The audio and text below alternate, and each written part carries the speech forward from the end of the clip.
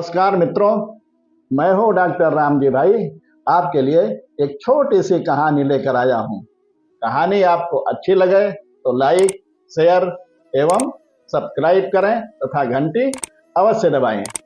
आइए कहानी का आनंद लेते हैं। बिहार के एक विद्यालय में परीक्षा समाप्ति के बाद कक्षा अध्यापक महोदय सबको परीक्षाफल सुना रहे थे। उनमें एक प्रतिभाशाली छात्र राजेंद्र भी था। उसका नाम जब उत्तीर्ण हुए छात्रों की सूची में नहीं आया तो वह अध्यापक से बोला, गुरुजी, आपने मेरा नाम तो पढ़ा ही नहीं। अध्यापक ने हंसकर कहा, तुम्हारा नाम नहीं है, इसका साफ अर्थ है कि तुम इस वर्ष फेल हो गए हो। ऐसे में मैं तुम्हारा नाम कैसे पढ़ता। अध्यापक को मालूम था कि वह छात्र कई महीने मलेरिया बुखार के कारण बीमार रहा था। इस कारण लंबे समय तक विद्यालय में नहीं आ पाया था। ऐसे में छात्र का अनुत्तीर्ण हो जाना स्वाभाविक था।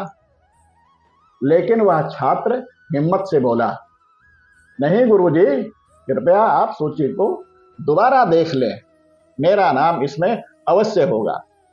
अध्यापक ने कहा, नहीं राजेंद्र, तुम्हारा नाम सूची में नहीं है, तुम इस बार उत्तीर्ण नहीं हो सके हो। राजेंद्र ने खड़े होकर ऊंचे स्वर में कहा, ऐसा नहीं हो सकता, मैं उत्तीर्ण न हूं।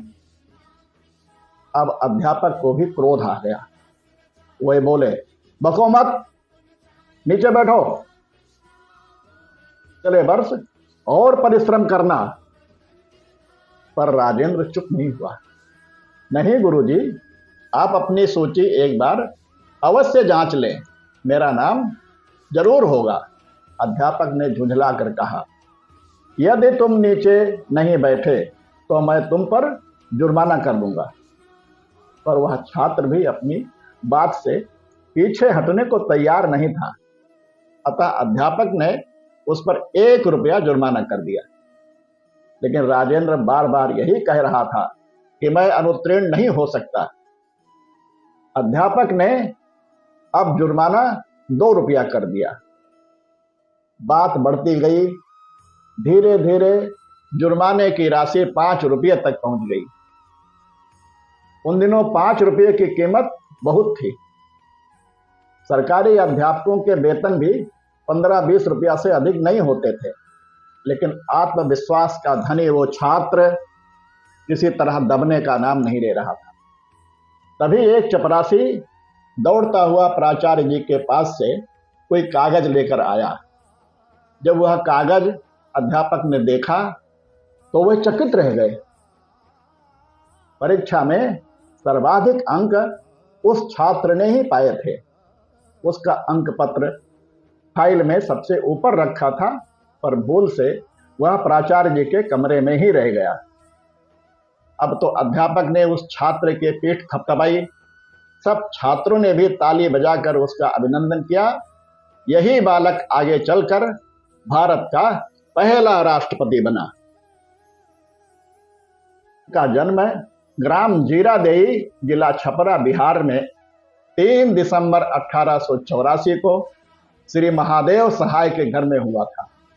छात्र जीवन से ही मेधावी राजेंद्र बाबू ने कानून की परीक्षा उत्तीर्ण कर कुछ समय वकालत की, और 33 वर्ष की अवस्था में गांधी जी के आह्वान पर वह वकालत छोड़कर देश की स्वतंत्रता के लिए हो रहे चंपारण आंदोलन में कूद पड़े।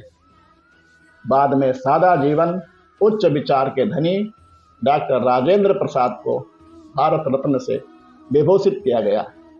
राष्ट्रपति पद से मुक्ति के बाद वह दिल्ली के सरकारी आवास के बजाय पटना में अपने निजी आवास सदाकत आश्रम में ही जाकर रहे। उनके जन्म दिवस 3 दिसंबर को देश में अधिवक्ता दिवस के रूप में मनाया जाता है। ऐसी कहानी के साथ आपसे फिर भेंट होगी। तब तक के लिए सभी को नमस्कार।